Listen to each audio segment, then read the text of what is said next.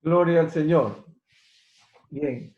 Entonces, amados hermanos, hoy es la penúltima conferencia que tenemos en esta semana. Mañana cerraremos con la conferencia del doctor Samuel Merlano, que es cómo atender la parte psicológica en medio de esta crisis de COVID-19. Entonces, así mismo será a las 10 de la mañana, mañana sábado 10 a 11. Vamos a tener un tiempo de enseñanza y otro tiempo también de preguntas y respuestas, como en esta mañana el doctor Disney Figueiras, él va a continuar con el asunto de lo que pasó el día lunes acerca de la bioseguridad y otras cosas adicionalmente que tiene que decirnos, y ustedes con la sabiduría que Dios les ha dado, deseando de someterse a lo que dicen las autoridades y a lo que dice la escritura. Si tienen alguna pregunta que le puedan hacer al doctor, lo tendremos en los últimos 15 minutos de esta hora que iniciamos a partir de las 10:08 de la mañana. Pastor Adiney, doctora Adiney, perdón. Señor le bendiga, amados pastores. Un gusto estar acá, gracias a Dios. ¿Va a usar pantalla? Sí, vamos a compartir entonces la presentación del día de hoy.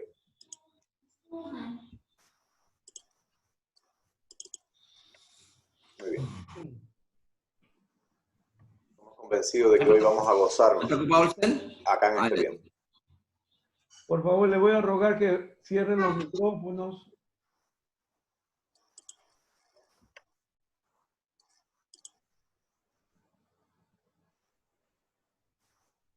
Muy bien.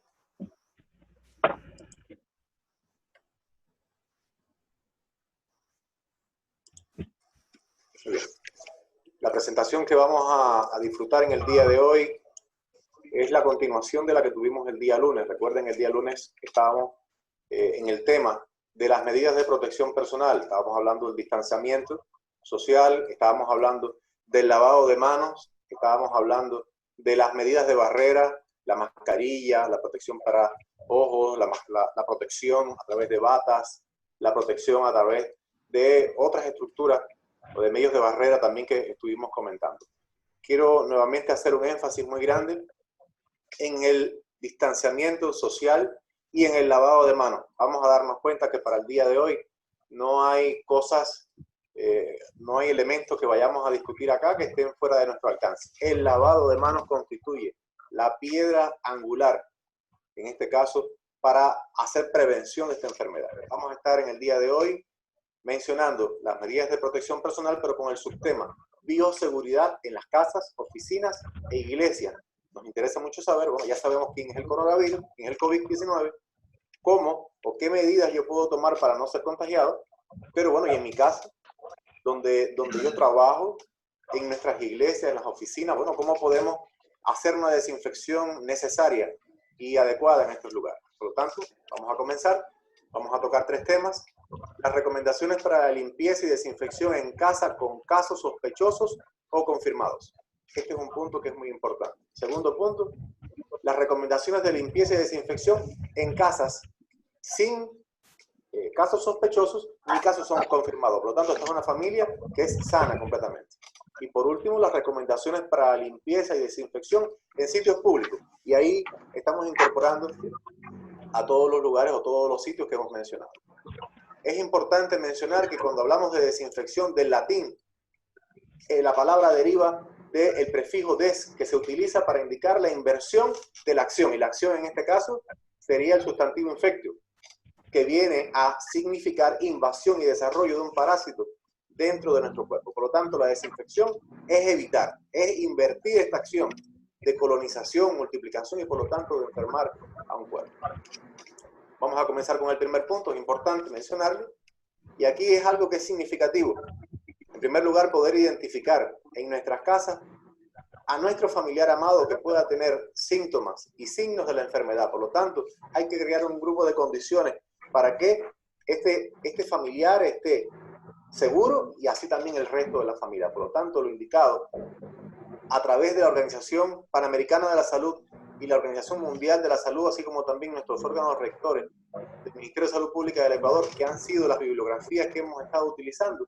En primer lugar, se ha sugerido habilitar una habitación bien ventilada para este paciente, para este familiar enfermo. Limitar su capacidad de movimiento solamente a la habitación. Si hay que salir de la habitación porque vaya a ir al baño, más que todo, es cumpliendo con las medidas de seguridad. Estamos hablando que debe llevar mascarilla, pero no debe estar deambulando por la casa ni tocando todo a su alrededor. El punto importante, lavado de las manos con agua y jabón. En la conferencia anterior hablábamos de los 5 momentos de lavado de manos. Cuando vamos a ver a un determinado hermano que esté enfermo. Pero acá en casa también que se cumplen. Cada vez que vamos al baño hay que lavarse las manos. Antes de comer hay que lavarse las manos. Después de haber tocado diferentes superficies hay que lavarse las manos. Lavado de manos que se debe hacer con agua o jabón. También recuerden que se puede hacer con base alcohólica al 70%. En el caso de la base alcohólica, recordemos, entre 20 y 30 segundos, y en el caso del agua y jabón, entre 40 y 60 segundos, cumpliendo con todos los pasos necesarios. El secado de las manos con toalla de papel desechable. Es posible que no todos tengamos esa posibilidad, pero sí toallas de tela, que deben ser de uso exclusivo solamente del paciente. Y la persona que le asista en la habitación debe tener equipo de protección personal cada vez que vaya a realizar la limpieza.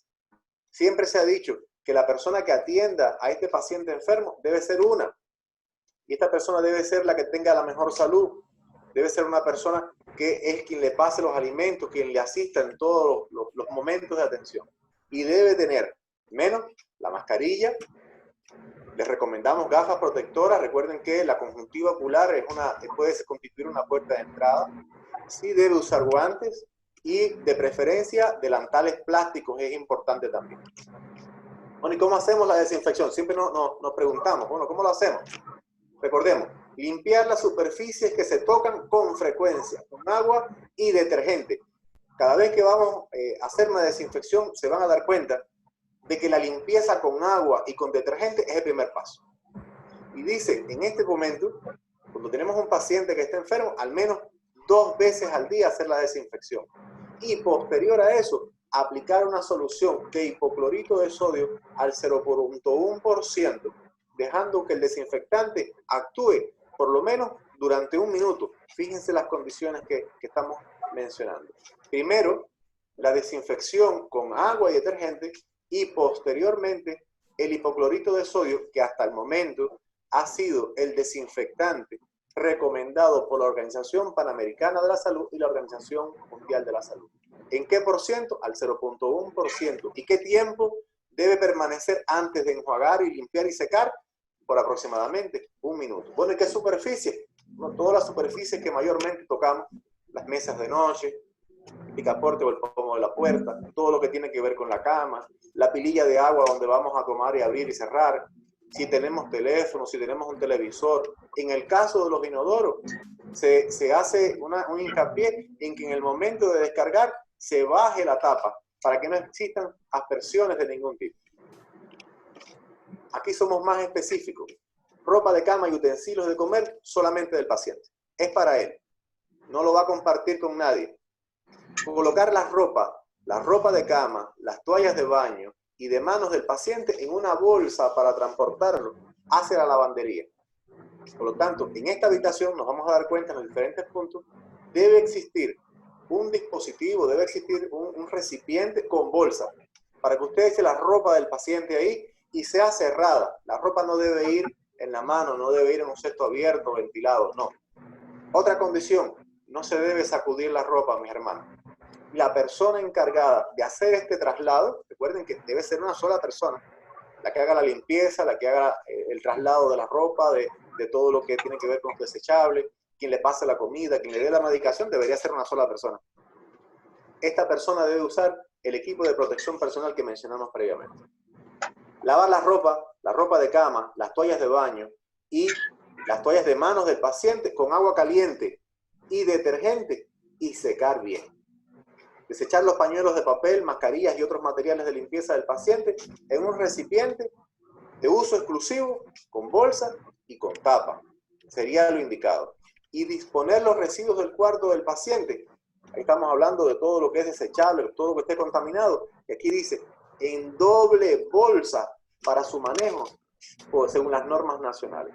En nuestros hospitales se menciona que estas bolsas deberían ser de color rojo. ¿Para qué? Para que el personal que las va a manipular sepa que ahí hay productos biológicos. Y además el personal que se encarga de la recolección de los desechos sólidos comunales también conozca. Bueno, no, a lo mejor no tenemos esa capacidad, no tenemos esa posibilidad, pero sí, al menos podríamos cumplir con esta condición. Doble bolsa para los desechos biológicos. En el caso de la ropa, quiero hacer una puntualización. No es necesario que se lave aparte la del paciente y la de la familia. Pudieran coincidir en el mismo lavado y no hay dificultades con eso. Hasta este momento tenemos la desinfección de una casa, la desinfección de un cuarto, de una familia donde hay pacientes que están enfermos. Fíjense, al menos 2 desinfecciones. En primer lugar, se limpian toda la superficie con agua con detergente y después hipoclorito de sodio a 0.1%. Fíjense. Lo demás son detalles siempre a cumplir. Vamos entonces a aquella casa donde no hay pacientes, donde todos están sanos, como todos mis hermanos y pastores. Amén. Así lo declaramos. En primer lugar, recuerden que todos debemos estar capacitados. Pero volvemos al mismo punto. El lavado de las manos frecuente es vital. Es la piedra angular. Porque a través de las manos se constituyen en un vehículo de transmisión. Y tenemos, desgraciadamente, una costumbre de tocarnos constantemente la cara, la boca, las fosas nasales, los ojos, y ahí nos podemos contaminar. La limpieza de las superficies que se tocan con frecuencia con agua y con detergente. En esta oportunidad, no 2 veces al día, como en la casa del paciente que está enfermo, sino al menos una vez al día. Y por supuesto, se cumple la condición de que después se utilice el hipoclorito de sodio al 0.1%, al menos durante 1 minuto. Limpiar los baños con agua y detergente y luego aplicar la solución desinfectante. Aquí fíjense que coinciden medidas, en el caso del paciente o de la casa del paciente que está enfermo, con las medidas que también se toman en este punto. El lavado de las manos es una coincidencia que vamos a ver en todos los escenarios. La limpieza de la superficie con esta característica también, en este punto, 1 vez al día. En la casa de un enfermo, 2 veces al día.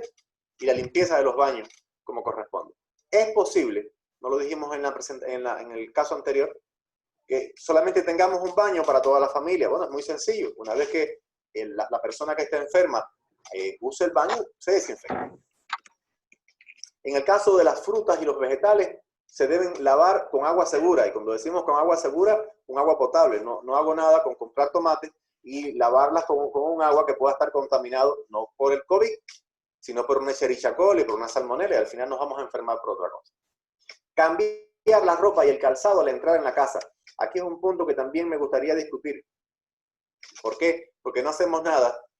Si llegamos desde la calle con una ropa que puede estar contaminada, porque en algún momento alguien no cumplió con las medidas, la mascarilla que estaban usando no era adecuada, aunque estábamos protegidos, pudimos haber sido contaminados a través de la ropa, llegamos y pasamos al interior de la casa, nos sentamos donde quieras y contaminamos todo. No, la recomendación es que exista un lugar en la casa, a la entrada, donde usted llegue, se cambie su ropa, usted se quite sus zapatos y usted pueda cambiarse y entrar a su casa con otra ropa.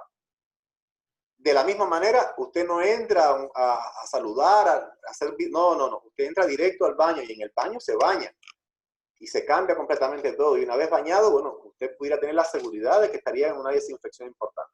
Lavar la ropa y limpiar el calzado con agua y jabón normalmente. En toda la bibliografía que revisamos, lo buscamos con bastante detalle. El agua y el jabón para el lavado del calzado que usted utiliza es la recomendación. No hay recomendaciones de utilizar otra sustancia. Pudiera usarlo, pero recuerden que el calzado, que generalmente usamos calzado de cuero, calzado de otra calidad, que es poroso, y algunos desinfectantes industriales o de mayor potencia pudieran deteriorárselo con bastante facilidad. Los residuos de la casa, comidas, embalses, incluso los guantes y mascarillas, en una bolsa, bueno, como ya vimos en el caso anterior. En una bolsa, envases cerrados, y desecharla según lo que está establecido por las disposiciones del Estado.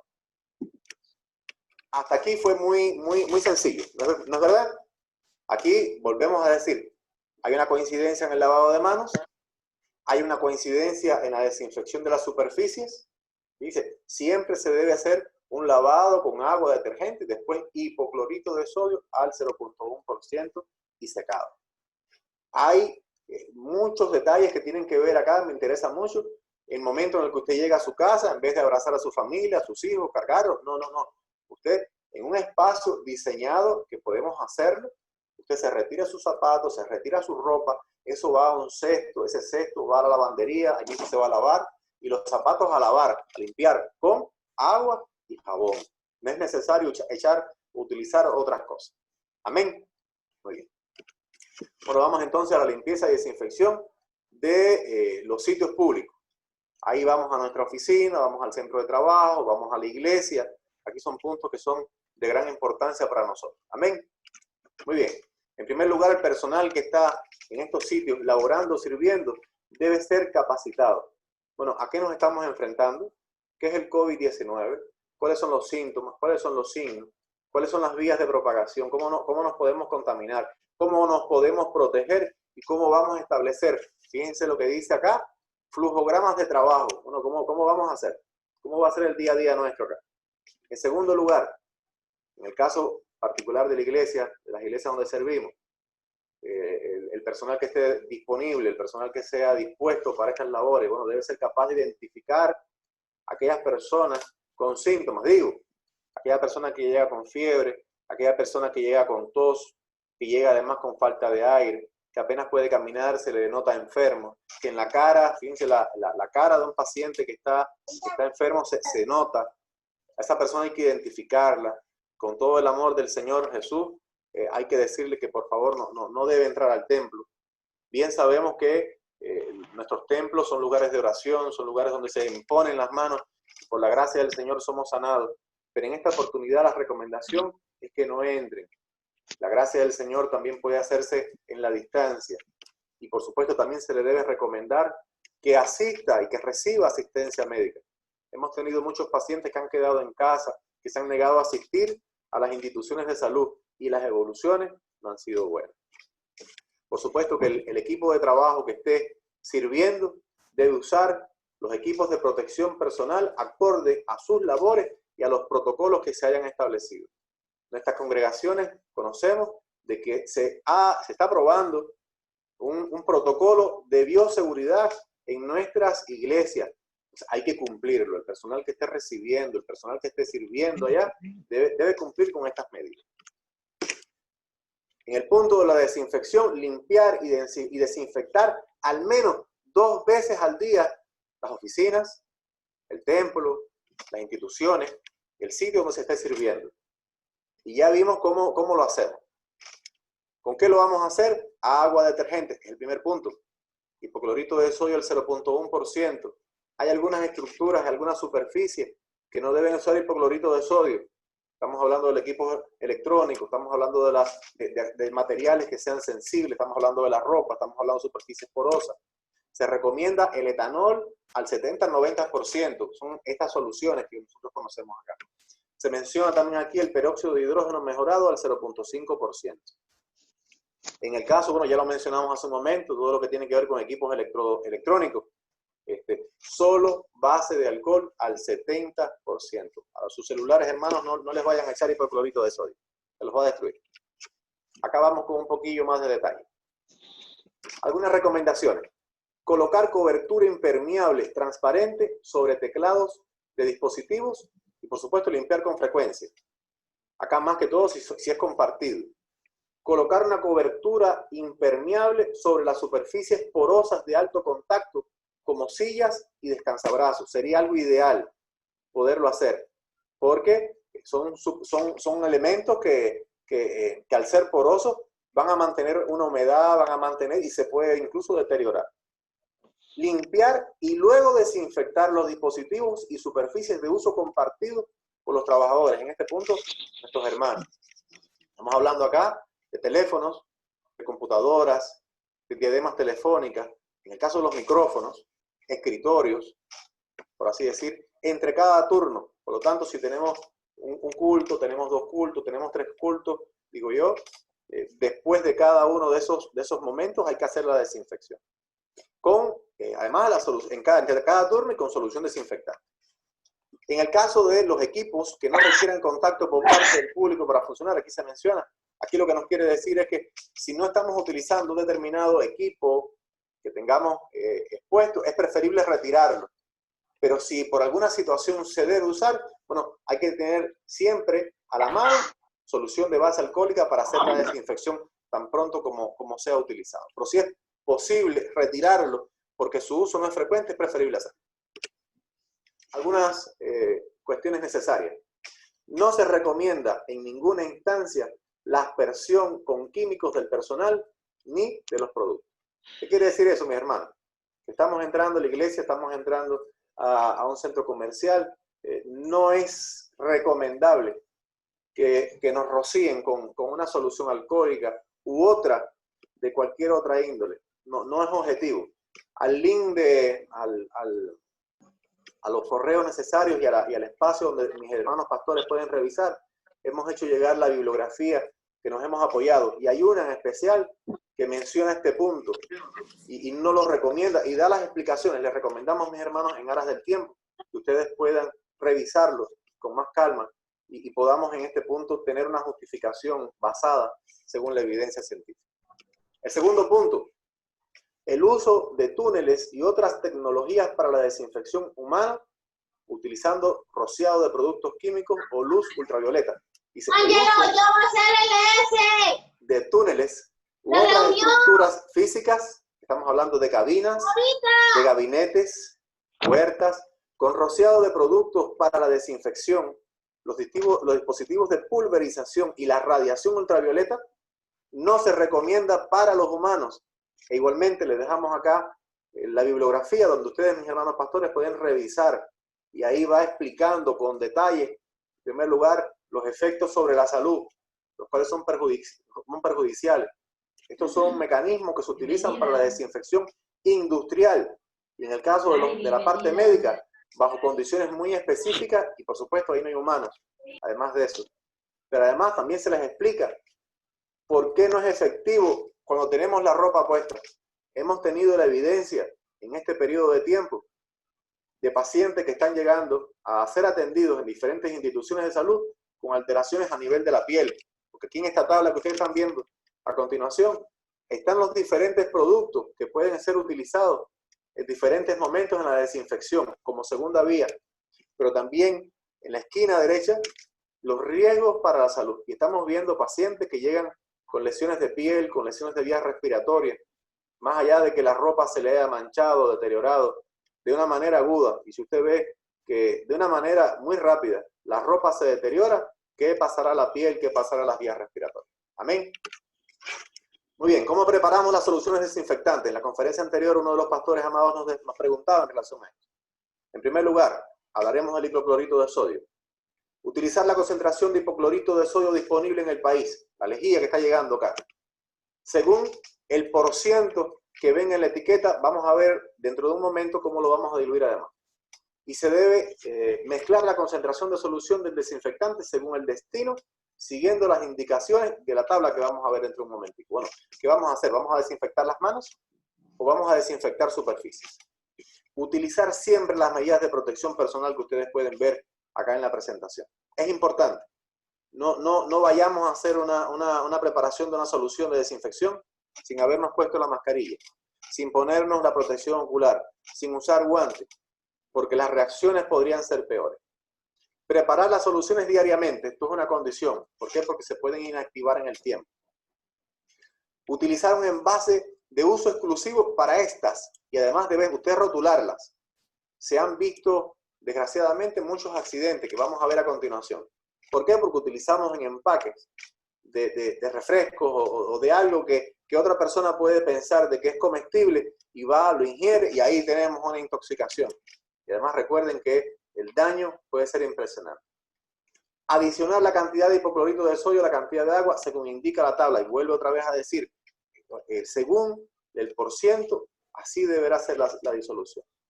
Importante, no mezclar el hipoclorito con ningún detergente o limpiador, mucho menos si tiene amoníaco. ¿Por qué? Porque reaccionará y provocará contaminación, liberación de gases, reacciones químicas que están fuera de nuestro control y ahí habría un accidente.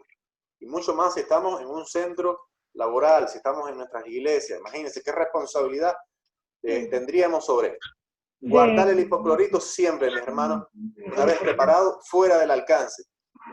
La vista, por supuesto, de los niños, en un lugar seguro, alejado y protegido de la luz. Y usar las presentaciones de hipoclorito de sodio según que vengan, importante, sin suavizante y sin elementos que le den olor o color. A lo mejor pensamos que, bueno, sería más agradable que tuviera un olor a fresa y ahí no va a ser posible.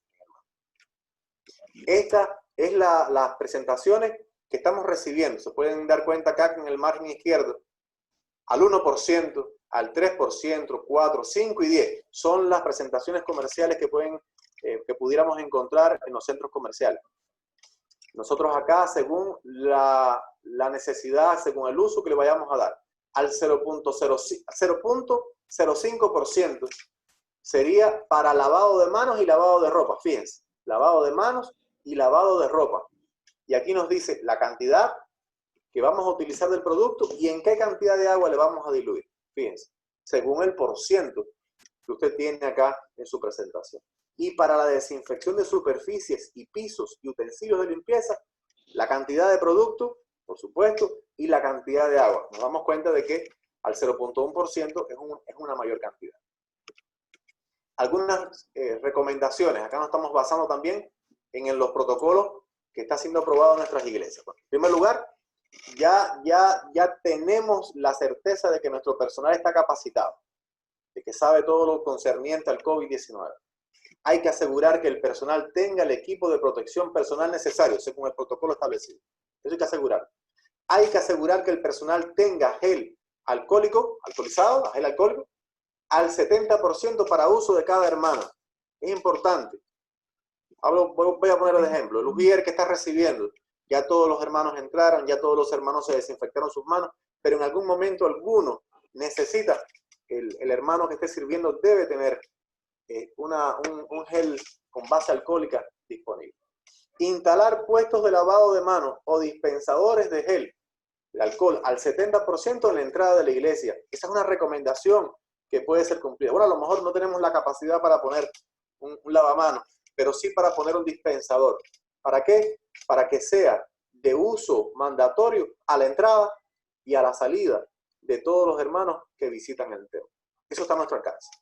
Asegurar que el puesto de lavado, que estamos hablando acá de lavado, cuente con agua segura y jabón y papel toalla para secar las manos. Ubicar un contenedor para los papeles toalla al lado del puesto de lavado de manos. No es posible que no tengamos el lavado de manos ni tengamos las toallas desechables, pero sí sería una recomendación. ¿Por qué? Porque bien sabemos que en algún momento algún hermano puede tener algún desecho que no debería ser echado al piso, sino ser depositado de una manera segura en un tacho, en un recipiente con tapa y con bolsa. Ya vimos cómo hacer, por ejemplo, en la casa de aquellas personas o aquellos hermanos que no tienen pacientes hepáticos. Proveer lugares, y aquí estoy hablando del personal que está sirviendo. Es importante que tengamos pensado también esto. Proveer lugares para cambiar y guardar la ropa del personal que está sirviendo. Este personal en buena lid no debería venir de su casa con su ropa, servir y marcharse. Debería existir un lugar para cambiar y guardar la ropa del personal y facilitar la higiene personal a través de una ducha. Son condiciones ideales, pero se pudiera pensar en esto. ¿Para qué? Porque este hermano que está sirviendo, este hermano que está recibiendo a todos los feligreses, su ropa puede ser contaminada independientemente de que dentro de los medios de protección pueda tener una bata impermeable con puño, que pudiera tener su mascarilla, pudiera tener también sus gafas de protección, sus guantes, pero aún así pudiera existir un riesgo de contaminación sobre él. Y qué bueno ir seguro a su casa una vez que se ha tomado una ducha.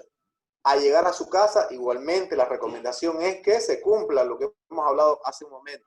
que existe un espacio en su casa donde él se retire toda su ropa, se retire su calzado, pase directo nuevamente al baño y se lave. Amén. Convencidos que nos estamos gozando, mis hermanos. Y queríamos culminar con esta última parte. Estamos convencidos de que los ángeles del Señor están con nosotros, por lo tanto, el Señor no nos ha dado un espíritu de cobardía, nos ha dado un espíritu de valor.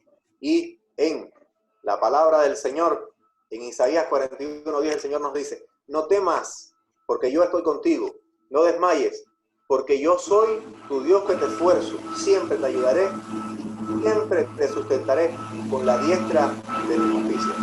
Hermanos, que el Señor me los bendiga. Aquí les dejamos la bibliografía que está al alcance de todos ustedes. Estamos seguros de que nos hemos gozado en este hermoso tiempo. Amén.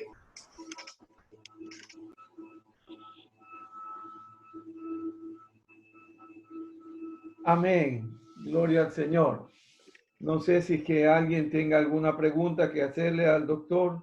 Por favor, por el chat, me las hace llegar para yo transmitirla al doctor y que pueda responderlo, para dar satisfacción a cada uno de los que tengan dudas.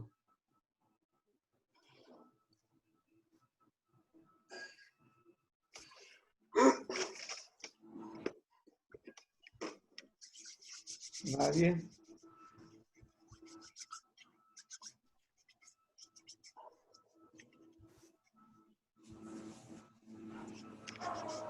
Preguntas nuevamente.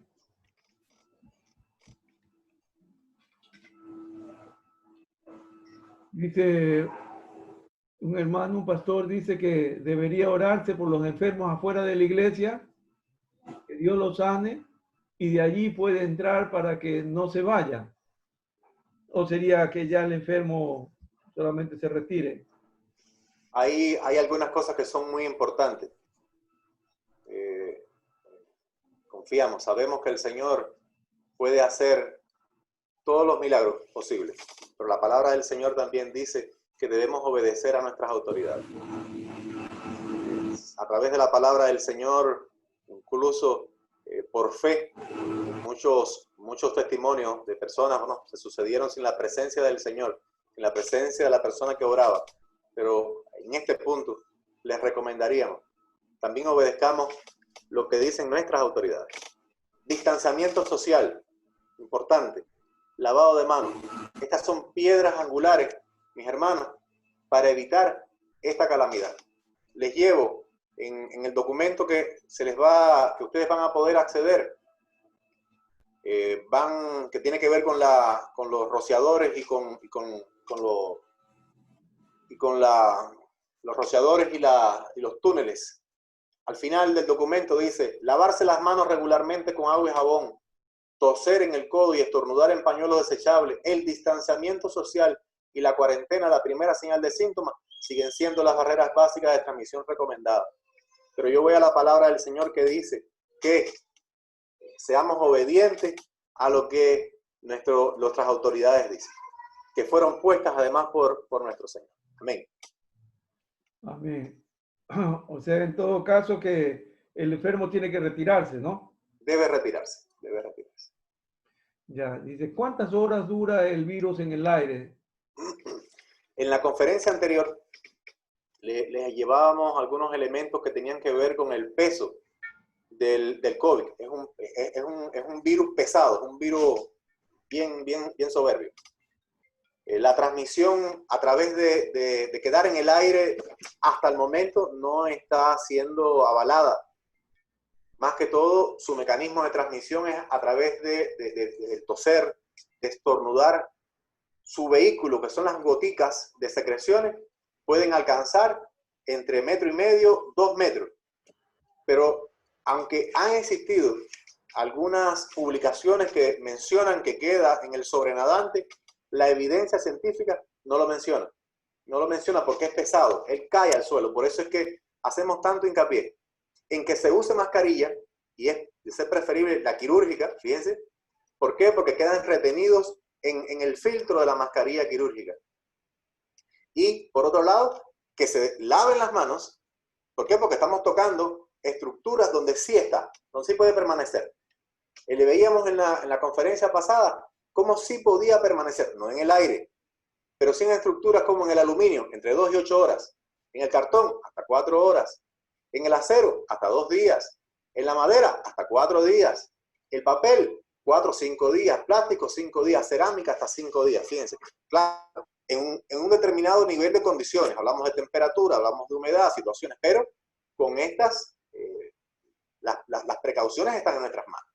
El uso de mascarilla cada vez que salgamos, en nuestras casas, el lavado de las manos y la desinfección de superficie, porque no sabemos ciertamente, no tenemos un visor para tener eso. Pero en el aire, hasta el momento, la evidencia científica no menciona, no hay evidencia que sustente que permanezca en el aire. Amén. Amén, amén. Dice, otra pregunta dice, ¿creería usted oportuno que si dentro de la congregación se conociera un hermano con caso de COVID, se debería pedir la evidencia que ya esté libre del virus? Bueno, aquí estamos hablando también de condiciones ideales. ¿Qué dicen los protocolos? Que toda persona, todo paciente que sea diagnosticado en el orden clínico, toda la sintomatología, fíjense, no toda fiebre, no toda dolor de garganta o todo dolor de cabeza es COVID-19. También estamos en época de dengue y hemos visto pacientes con dengue, con chikungunya, esas enfermedades virales se mantienen. Pero la evidencia científica dice que, bueno, hay toda la sintomatología que ya conocemos. Se le debe realizar un hisopado nasofaríngeo a todos. Estoy hablando de condiciones ideales. A todos. Y, por supuesto, tener un resultado es positivo. Perfecto. Vamos al aislamiento, un tratamiento. Ingreso domiciliario, ingreso domiciliario. Ingreso hospitalario, ingreso hospitalario. Pero a los 14 días se le debe realizar un segundo hisopado nasofaríngeo. Pero posterior a eso, se le debe realizar un segundo hisopado nasofaríngeo para determinar que está libre. Y al estar libre, usted dice que aquí no hay nada. Hoy estamos recibiendo pruebas rápidas. Las pruebas rápidas, los hermanos en la conferencia pasada preguntaron bueno, qué tan factible o qué tan fidedigna sería. Bueno, no está en nuestra mano desacreditar o acreditar. No, están establecidas. Pero ¿qué miden las pruebas rápidas? La respuesta inmunológica del paciente. Y aquí se miden 2 cosas. 3. 1. Bueno, nunca se ha puesto en contacto. 2. Está enfermo activamente, porque los anticuerpos que se miden se aprecian según sea. IgM o IgG son anticuerpos que están. O, por último, estuvo en contacto, creamos una respuesta, pero en este momento no tenemos un nivel de actividad, por lo tanto pudiéramos inferir de que está sano. Pero estamos hablando de condiciones ideales. Fíjense. Y lo otro sería, bueno, hacer pruebas de PCR que se están haciendo en este momento. Entonces, para evitar eso, fíjense, sabemos de que no todos los hermanos tienen a lo mejor la capacidad en este momento de realizarse estas pruebas, que bien sabemos que por los canales del Ministerio de Salud Pública están ahorita bastante retrasadas, pero sabemos que hay laboratorios que las pueden hacer, pero con un costo. Entonces, es posible que no todos se la puedan hacer. Es posible, vamos a hablar francamente, es posible que no. Pero hay pacientes que son asintomáticos, hay pacientes que nunca sintieron síntomas y la tienen. Lo ideal sería que el 100% de la población se hiciera las pruebas. Eso sería una manera muy efectiva para decir, este grupo está enfermo, hace cuarentena, este grupo está libre. Incluso hay países donde recomiendan que tienen estos métodos. Bueno, aquel que dio negativo, bueno, ni siquiera necesita utilizar mascarilla. La mascarilla es para el paciente que está enfermo. Pero hoy sabemos que ante esto, la recomendación es que todos usen mascarilla. Por lo tanto, hemos conocido que diferentes centros laborales les exigen a sus trabajadores que para que se reintegren deben tener la prueba negativa. Pero aquí vamos a tener un dilema. El pastor Roberto hace un momento lo decía en el inicio. Bueno, que nos vamos a estar enfrentando a una crisis económica. Hay muchas personas que no están laborando, que tienen que pagar, son cosas complejas. Por lo tanto, en la conferencia pasada decíamos, bueno, ¿quiénes deben ir a la iglesia? Bueno, los grupos vulnerables es preferible que se queden en casa. Que vayan aquellos que están sanos, pero los que van, de preferencia, que vayan con sus mascarillas, que vayan con su protección. Y el personal que les está recibiendo, los hermanos que les reciben, todos los que estén haciendo el servicio también tienen que cumplir con las medidas. Amén, mi hermano. Ahí me quedo hasta ahí. Amén. Otro hermano está diciendo que si debe usar vestimenta de protección dentro de la iglesia. En el caso del personal que va a servir, por los protocolos, sí debería usarlo. Por protocolo. ¿Por qué? Porque se le debe brindar el mayor nivel de seguridad. Los hermanos que asisten en la evidencia que hemos revisado, sí todos deberían llevar mascarilla, de preferencia quirúrgica, que es la que está avalada. Las mascarillas de tela que ocasionalmente se confeccionan en casa no tienen un aval de que impidan la salida del virus. Consideramos que los hermanos que acuden a la iglesia a recibir el culto, el uso de guantes, no lo vemos necesario. El uso de batas, no lo vemos necesario. La protección ocular, bueno, ya ahí queda en un plano un poco más a discutir. Pero dentro de la iglesia, el distanciamiento social, el lavado de manos y el uso de mascarillas es importante. Amén.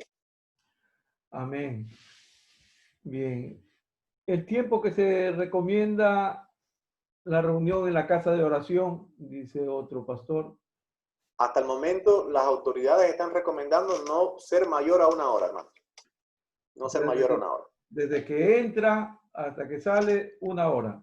Claro, porque estamos hablando de que lo ideal, por ejemplo, sería, bueno, las disposiciones están establecidas para que los espacios de culto, los espacios de reunión, sean bien ventilados. Exista un distanciamiento de aproximadamente 2 metros. Lo ideal sería hacerlas al aire libre. Pero bueno, bien sabemos que hay centros de oración, cultos, que no tienen estas condiciones, pero al menos sí hay que garantizar que exista la adecuada ventilación y la distancia. Si no cumplimos con esas medidas, si no cumplimos con la protección de las vías aéreas, si no cumplimos con el lavado de manos, será algo ciertamente peligroso. Será inseguro. Amén. Amén. Dice, ¿qué edad los niños pueden ir a la iglesia? ¿De qué edad?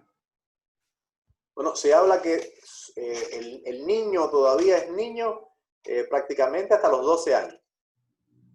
A los 12 años hasta los 18 está en la etapa de adolescencia joven.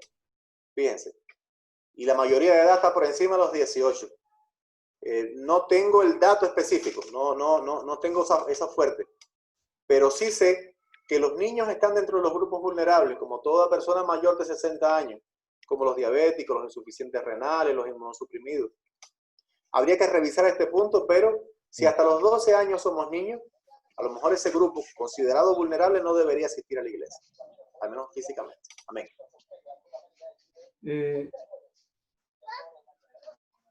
Dice otra pregunta, dice otro pastor, que si las recomendaciones que están dando es también se lo puede utilizar para los estudiantes o solamente para la iglesia. Claro, en los documentos que le anexamos a la presentación, ahí está en sentido general para todos. Incluso hace distinciones en centros comerciales, hace distinciones en centros de reunión. Pero hay un punto que es importante al inicio de ese capítulo y es la creación de protocolos en cada una de las instituciones. Por lo tanto, los centros escolares deben también crear su protocolo. Y no creo que diste mucho de lo que estamos conversando. Hablamos del distanciamiento, la distancia entre alumnos. Bueno, ya estamos iniciando en esta semana la semaforización y la apertura, pero pronto, ya a partir del día 1, por ejemplo, hablo de los hospitales, ya comenzarán los sistemas de consulta y que se deben crear estrategias, protocolos de funcionamiento. Y los centros escolares también deberán hacerlo. Y no creo que no se vayan a cumplir las medidas de distanciamiento, las medidas de mascarilla, las medidas de aseo de las manos con solución a base de alcohol, al menos, porque son elementos básicos. Son elementos básicos. La presencia del COVID-19 aún está presente, está aquí todavía y estará. Y al haberlo declarado como comunitario, es posible que sea un virus frecuente en nuestra vida de ahora en adelante. Por lo tanto, siempre va a ser un reto. Amén. Amén.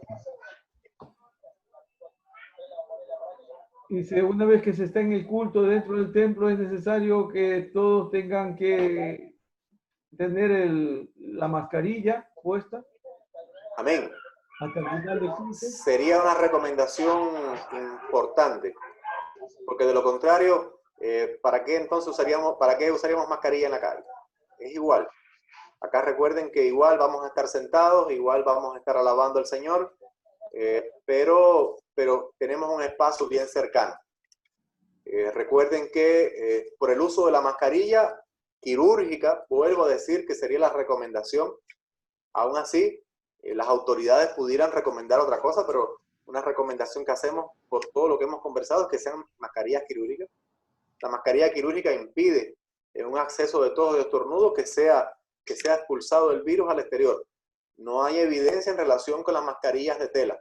Por los laterales la aspersión es poca porque la mayoría va a quedar. Pero no recomendamos prudente el retiro de la mascarilla. Lo mismo que los hermanos que están sirviendo, que el pastor o el hermano que esté llevando la palabra.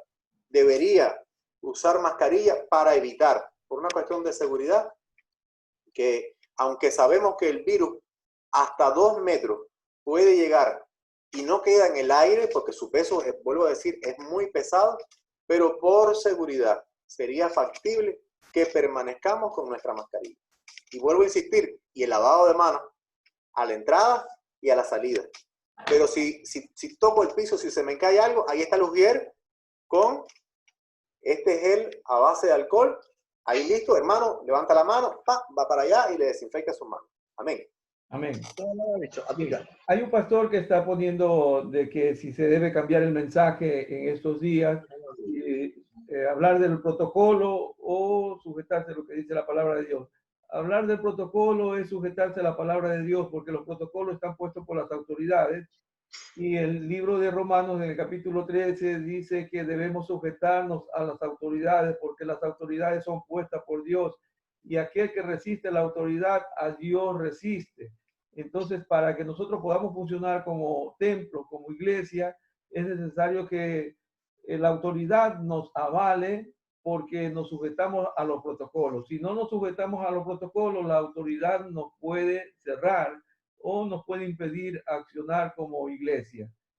Entonces, pastor, claro, nosotros debemos mantener nuestra fe, que Dios va a cuidarnos, que Dios va a guardarnos, pero la autoridad dice que tiene que ponerse mascarilla, que tiene que utilizar los protocolos de bioseguridad, porque si en caso pasa algo, Dios no permita, ya hay testimonios de iglesias que han propuesto creer más en Dios y no en lo que dicen las autoridades, se han enfermado y la responsabilidad ha caído sobre el pastor.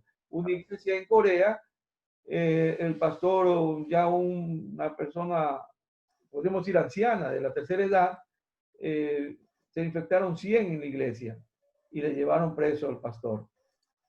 Es una lástima, pero eso pasó.